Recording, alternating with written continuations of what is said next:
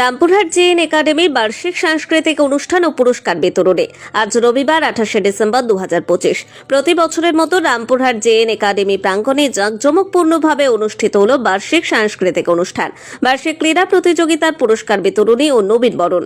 অনুষ্ঠানকে ঘিরে এলাকায় উৎসবমুখর পরিবেশ ও শিক্ষাপ্রেমীদের মধ্যে খুশির আমেজ লক্ষ্য করা যায়। দুদিন ব্যাপী এই অনুষ্ঠান শুরু হয় 27শে ডিসেম্বর ভোর 6:30টায় পবিত্র কুরআন খতমের মাধ্যমে। প্রথম দিনে শিক্ষার্থীদের ব্লাড গ্রুপ পরীক্ষা, রামপুরহাট মেডিকেল কলেজের চিকিৎসকদের দ্বারা চক্ষু পরীক্ষা ও বিনামূল্যে স্বাস্থ্য পরীক্ষা অনুষ্ঠিত হয়। পাশাপাশি আবৃত্তি সহ বিভিন্ন প্রতিযোগিতামূলক অনুষ্ঠানের মধ্য দিয়ে প্রথম দিনের কার্যক্রম শেষ হয়। অনুষ্ঠানের মূল আকর্ষণ ছিল 28শে ডিসেম্বর। সভাপতিত্ব করেন একাডেমির প্রবীণ শিক্ষক আব্দুর রউফ মহাশয়। বিশেষ অতিথি হিসেবে উপস্থিত ছিলেন মারগ্রাম হাই স্কুলের প্রধান শিক্ষক মোহাম্মদ মনসুর আলম ও পশ্চিমবঙ্গ সংখ্যালঘু উন্নয়ন দফতরের লোন বিভাগের সুপারভাইজার মনসুর আহমেদ ওরফে পুতুল বাবু, যাদের একাডেমির পক্ষ থেকে বিশেষ সম্মাননা জানানো হয়। এদিন ছাত্রছাত্রীরা আবৃত্তি, দেশাত্মবোধক গান, বক্তৃতা, বহু ভাষায় কথোপকথন, ইসলামিক সঙ্গীত, কুইজ, 4 ভাষায় সূরা, 5টি হাদিস পরিবেশন করে দর্শকদের মুগ্ধ করে। অনুষ্ঠানের মাঝেই নবাগত শিক্ষার্থীদের বরণ করা হয়।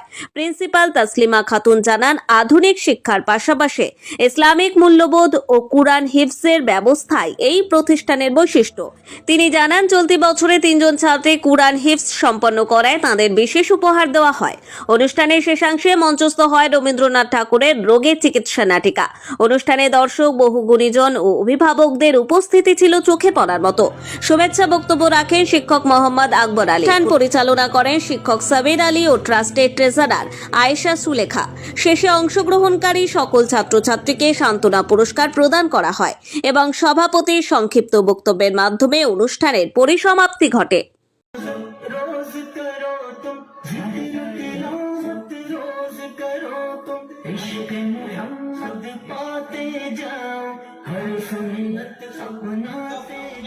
Say, go, rock, okay, go to, it, nay, some, say, go, rock, Satoki, okay, it, nay, some, say, go.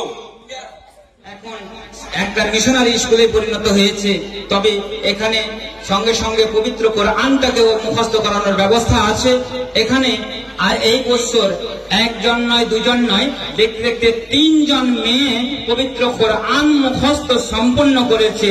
কিন্তু তার মানে এই নয় যে তারা বাংলা ইংরেজি পড়াশোনা করেনি, অঙ্ক ইতিহাস ভূগোল পড়াশোনা করেনি, সায়েন্স বিভাগ তারা জানে না।